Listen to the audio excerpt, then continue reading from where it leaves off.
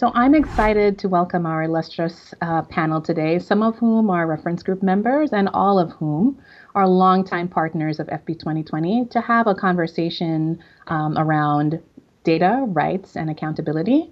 So joining us are Latanya Mapp Frett, who is the president and CEO of the Global Fund for Women, Manasa Priya Vasudevan, who's a youth advocate who is sitting on our FP 2020 Reference Group, Ramchandra Gaihre, who is one of the founders of the Blind Youth Association of Nepal, and Simon Cook, who is the CEO of MSI Reproductive Choices. Welcome. Our new partnership really has a strengthened focus on country ownership and accountability. So the question now is, what next? And how do we use this focus on accountability to really respond to not only the Sustainable Development Goals, but this moment we're in where there's increased focus and conversation on decolonizing development, reproductive justice, and equity. And so I wonder, Latanya, if you could start us off with setting the big picture on the movement towards reproductive justice and perhaps how this partnership and the next partnership, the 2030 partnership, could be thinking about this. So the Global Fund for Women, says that gender justice movements are some of the most effective ways to sustain long-term change. How does the Global Fund address reproductive justice? Global Fund for Women, as you know, for more than 30 years has been funding bold women's rights organizations around the world. We've recently shifted into a movement approach that supports gender justice movements specifically to make decisions on what resources they need to be strong, connected, and quite frankly, impactful. And this builds on the power of local collective organizing to address the systemic shifts that I think we need to advance gender justice. And we did this because the research shows that broad-based social movements, as I think you were mentioning, it tends to create and sustain this long-term social transformation. But yet these movements are consistently underfunded and funders have struggled to effectively meet their needs. So what it means is tangibly that we have to allow for movements to determine their own needs at the moments when they need it and fund accordingly. Through movement committees, we think we can do that. It's a type of participatory grant making. It allows us to listen to what's happening with the organizations that we partner with. And it allows us then to, as a feminist fund, to shift power and privilege in a way and not just how you fund, but what you fund. And so, practically it means giving more money to marginalized communities to create the change that they're seeking. It means acknowledging and a transformational social change must come from agendas and movements that are led by these most impacted and marginalized.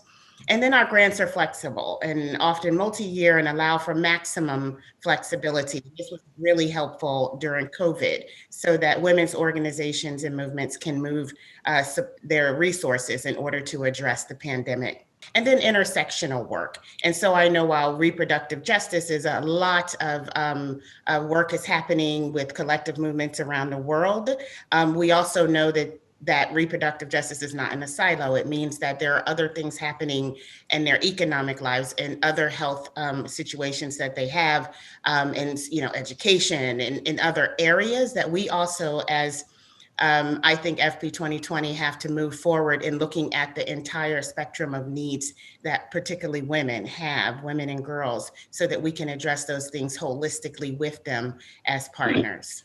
I'll stop there. Mansa, what do you think is most needed in a 2030 partnership with respect to the meaningful partnership and engagement of adolescents and youth? How do we address some of those power dynamics and those funding issues that Latanya just flagged for us? Thanks, Dilly, for that question. I want to be able to look back at the partnership and really sort of think through how inclusive we were, and then move on to talk about how equitable we were, right?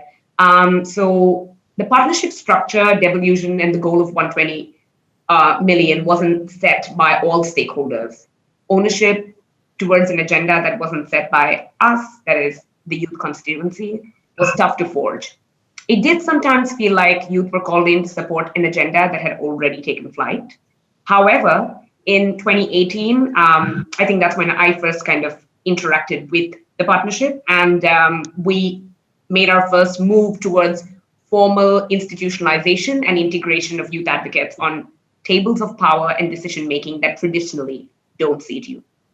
Capacity building sessions, comprehensive orientations, and networking meetings followed. And these really did facilitate the partnership, the meaningful participation of young people in the form of youth-led organizations and youth focal points in subsequent iterations of the country action plans. There was a fair amount of engagement, and to that extent, enabling environment was facilitated for young people to participate and steer the partnership. Was there power sharing? Was it equitable? And that's something I really want to reflect on. And so in the next phase of the partnership, if the goal, and it should be the goal, is in fact equal stakeholdership and partnership, then youth must have something to put on that table.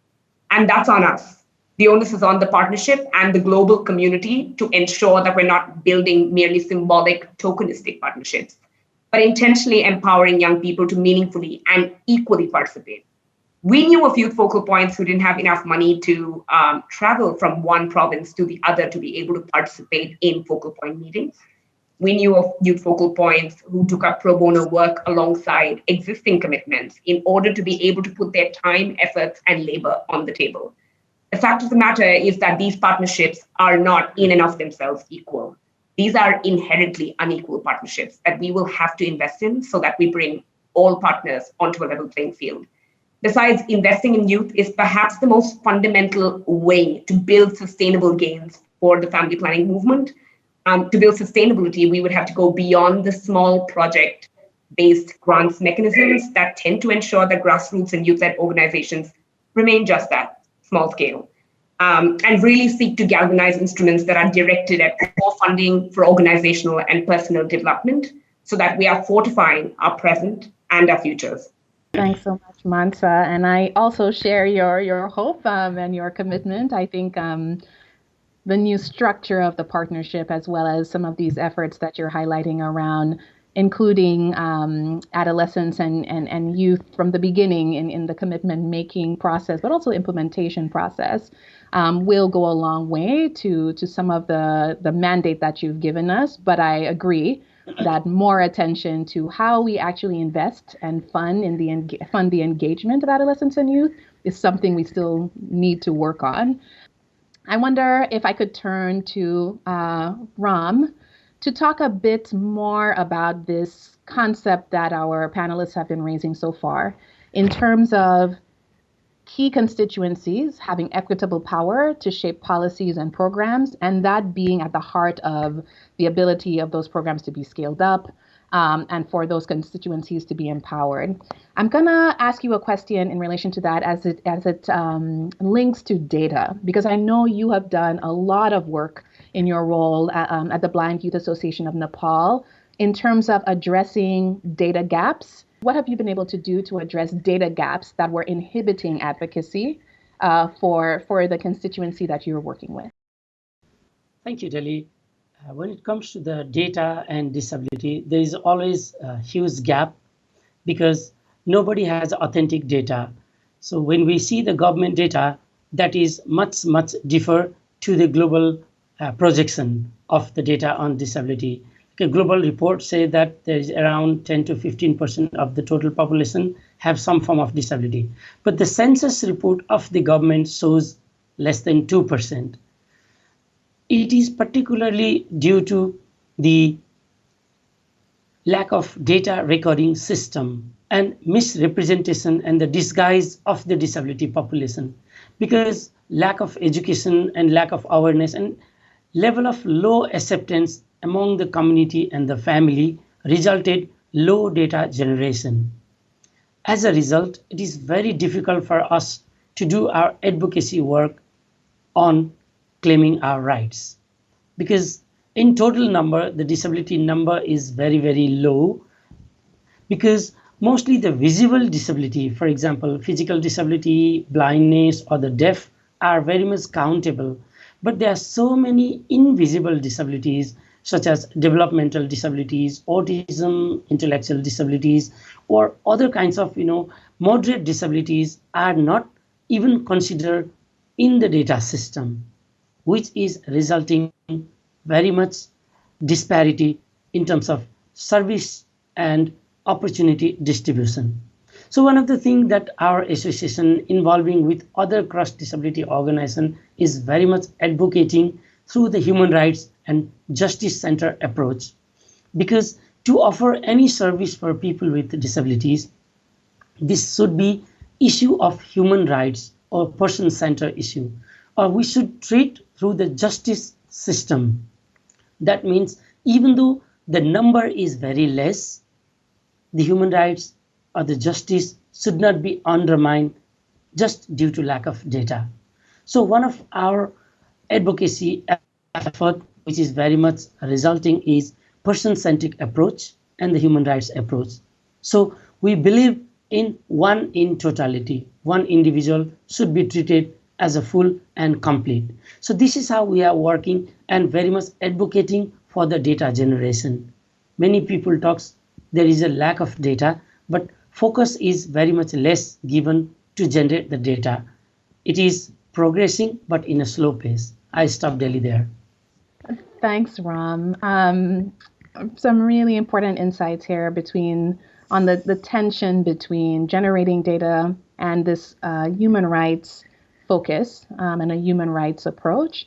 Simon, I know that MSI grapples with all of these issues in terms of how to provide access to all clients, whatever their background, without stigma and by removing as many barriers as possible. What do you think are the biggest lessons as someone who has been part of the partnership for the last 8 years that we have seen around operationalizing rights-based family planning? And what of these lessons should we be most mindful of for the 2030 partnership to change our approach? There's been a huge amount of progress made. And if you go back to PD 1994, family planning was actually a very controversial subject at that time. And now you see it much more mainstreamed, and you see changes in approaches to safe abortion provision, which obviously MSI is really at the center of. You see what's happened in Argentina, you see what's happened in Ireland. So I would say there's a very strong direction, which is being led by women and being those most affected by these issues. And that's, I'd like to think, unstoppable, but it is actually reversible in the short term, as we've seen over the last 4 years as well. So the key for me would be to stay the course. I think FP 2020 has made some very important strides in terms of accelerating focus at national country level on SRHR, which obviously includes rights. It's very important that we don't necessarily ask everybody to adhere to every value that we may all have, but we ask them to make progress towards removing barriers and creating access and reducing stigma. And we as MSI, we have been working in communities where our client base is heavily stigmatized for many, many years. But because we have an advocacy by doing approach, we take the view that you don't have to agree with us and you don't necessarily have to support every aspect of what you do, but you must allow choice. And you must allow women to exercise that choice. And because everything that we are doing is connected to public health and safety, it's really about creating better health outcomes for women and girls in difficult circumstances. So really stay the course. To the international donors who may be moved away from focus on family planning because of many other important things like climate resilience, climate change, and of course the pandemic. It's extremely important that we don't let what's happened in the last 4 years continue, and also not frankly, to put it bluntly, to let Trump win at the last mile, because a lot of the reverses that we've seen over the last few months and years will take quite a long time to undo.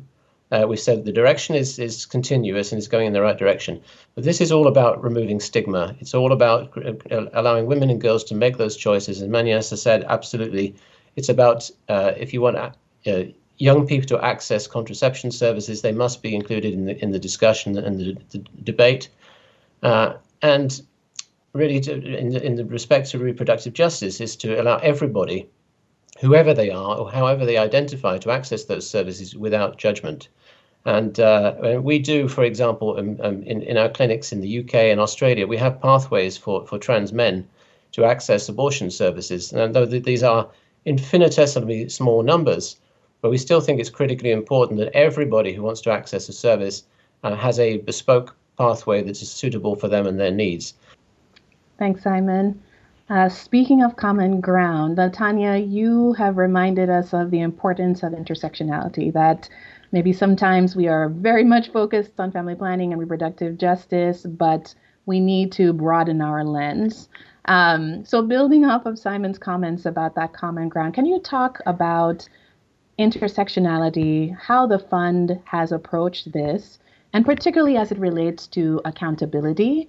What should a partnership like the 2030 partnership be thinking about in terms of, for lack of a pun, that intersection between intersectionality and accountability?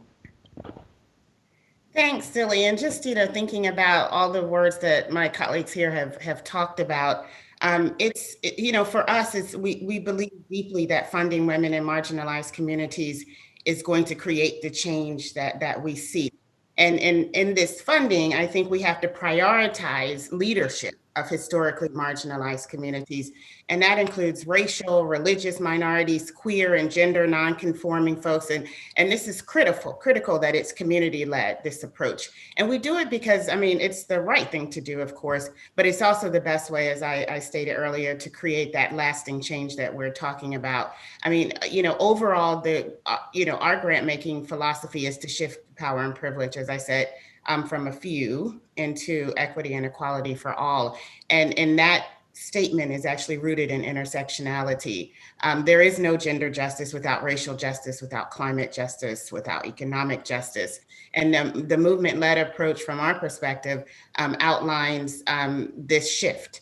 And when we have people who are most affected by the problem, actually as the solution, and our colleagues have talked about that with young people, but I would stretch that to any groups that are going to be affected, that they're part of the solution. And I think when we talk about data and accountability, it really hones in, because the collection of that data, as our colleague was saying, and the utilization of that data for activism and advocacy actually is at the community level. So it's going to be crucial if we want governments to spend more money on family planning, on safe abortion, then that we actually support the community to make those demands from their governments. We just had an inauguration here in the United States. I understand that President Biden will repeal this deadly global gag rule, and how important it's going to be for us to ensure that other countries do not dictate to the countries that they support and provide resources to, the laws in their own country. And that was ultimately what happened. We have to, think about the patriarchy, the colonialism that has built the systems that we have today, and try very hard not to repeat those same mistakes. And quite frankly, the global gag rule is part of that. That is telling a country about their own laws and holding the US and other donor countries responsible for the outcomes of their own laws on the organizations and communities that are supported by their resources, I think is going to be hugely important for FP 2030 as we go forward. Manasa, I wonder if I can turn to you to pick up a bit on this theme of the data accountability and the utilization of data. You've often said that adolescents and youth in some ways are a data impoverished community. How do you think a global partnership like the 2030 partnership can move beyond conventional metrics to understand and communicate impact? In the information society that we live in today, barely anyone can escape from the purview of big data. So, tech companies have data on us about everything under the sun.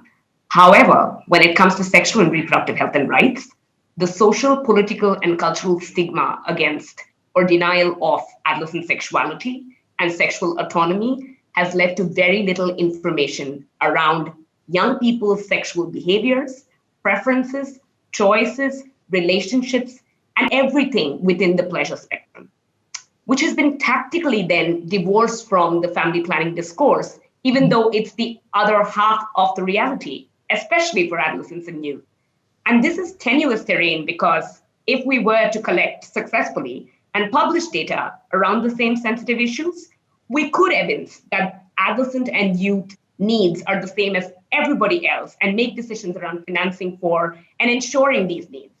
But at the same time, the processes of data collection and publication could vulnerabilize adolescent and youth populations whose lives are highly regulated by patriarchal, paternalistic institutions and societal norms. In some instances, we aren't exactly data rich, but there is considerable data around school drop-offs, around child marriage, around sexual violence, trafficking, livelihoods, employment, quality of life. So we do have a wealth of organizations, right from INGOs like Marie Stopes to grassroots youth-led organizations that engage in qualitative and quantitative studies.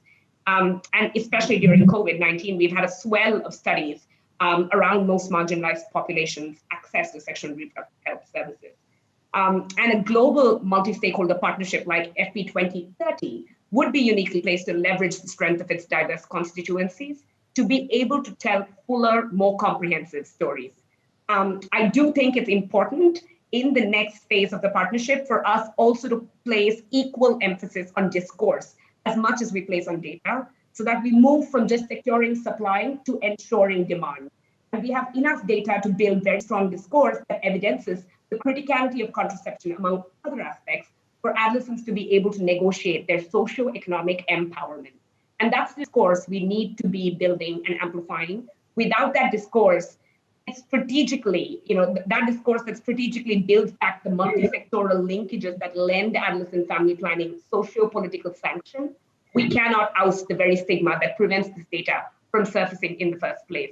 So in order to have the data, we need the discourse, and we can't possibly solve the issue of lack of data with data. A powerful statement there about you can't solve the problem of data with data. That's great.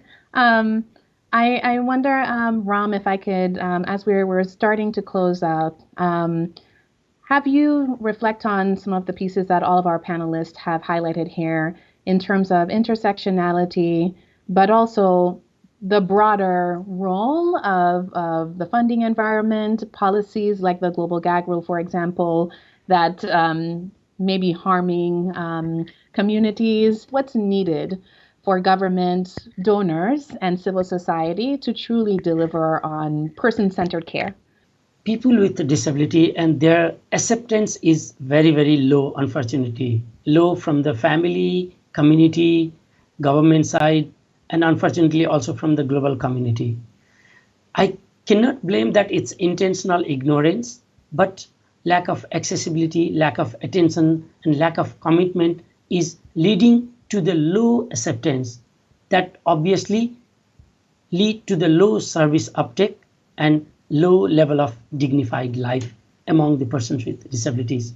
So let me give you just one example. When we were running our project on inclusive SRHR program for young persons with disability in Nepal under FP2020, we realized that when we are working with cross-sectionality of the disability and the diverse group, we found that there are less than 100 words that are developed in sign language to communicate for deaf people.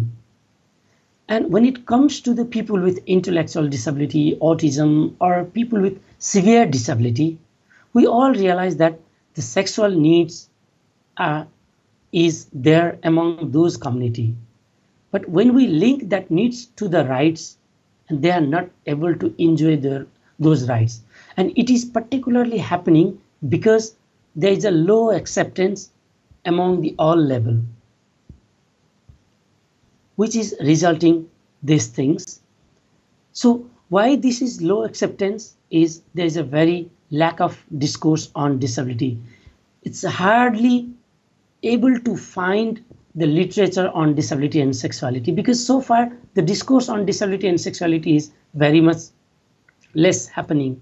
So I think when we talk about the 2030 agenda or leave no one behind, I think it's the right time for us to rethink and re-modify our programs, approach, and the funding modality. I think we need to rethink about the data or the commitment, the programs that are assuring and including the all people with all section or all cross-sectionality and intersectionality. Are we really becoming inclusive? Our programs, are we developing in accessible way where everyone can enjoy their rights. Adopting accessibility components so that these things can really translate to enjoy the dignified life, and that can assure through the reproductive justice, for which the discourse on disability and real inclusion is very much needed. Thanks so much, Ram. So Simon, I'm going to give you the last word here as we close out our session. So I think we have some really powerful statements around discourse. Without discourse, there is no data, there is no accountability, there is no intersectionality. So in many ways, I would argue that a partnership like FP 2020 and the new partnership, the 2030 partnership, in some ways is posing itself to be a platform on which that discourse can happen.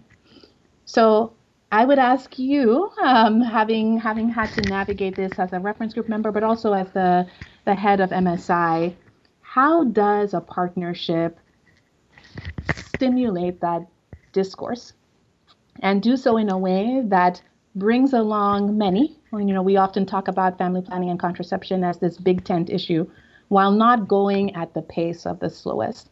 How can we be authentic in that way to stimulate that while actually leaning into what we know needs to be done?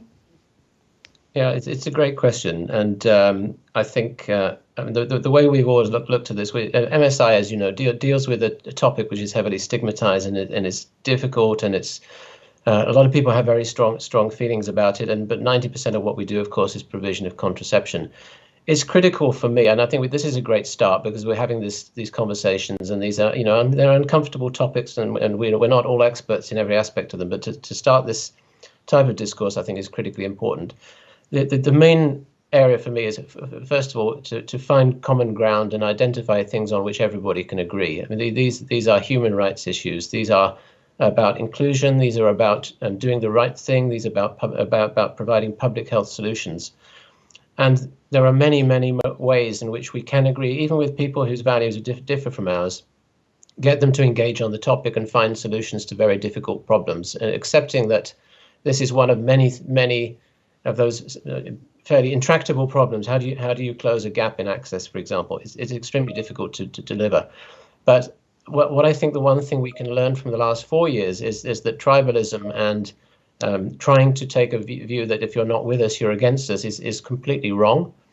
And that even if we are going to tackle very difficult issues like access and access for people with disabilities, for example, or for those living in extreme poverty, or for youth, that we've got to find the common ground with the people who are going to support those programs and those who might otherwise oppose those activities, and fundamentally agree that we need to put some of the solutions in the hands of those who for whom we're trying to serve. And that, I think this discussion has started that very well. For us, it's about the client. We call her, the person we serve, the client. It's about tending to her needs and putting her in control of the discussion, not the provider or the doctor. And it's certainly not a decision for the government or the church. This is about what women and girls want primarily, and moving in that direction, starting the way we've done today, but keeping focus on the fact that we must engage the broader community, the donor community. And we mustn't marginalize ourselves in this discussion, because if we make this put it in the too difficult category, bearing in mind all the other things that governments have to fund, then we might end up with having a very important topic which people are not putting the right types of funding and resources behind. So it's a great start, but let's also look at the bigger picture. There's a big need for funding to close these gaps. I think FP 2020 outlined exactly what that gap looks like. We've made good progress. We're hardly halfway there, probably about a quarter of the way versus unmet need, and has gone back a bit. And we've got to make sure that is the common goal behind which we're all completely united. Well said, Simon. Thank you so much. Thank you to all of our panelists for this engaging discussion. Thank you for all of our guests for joining us today. We hope you will continue to join us on this journey of progressive realization of rights that is intersectional, that is community-led, that is discourse-driven. So thank you once again, and looking forward to your continued partnership.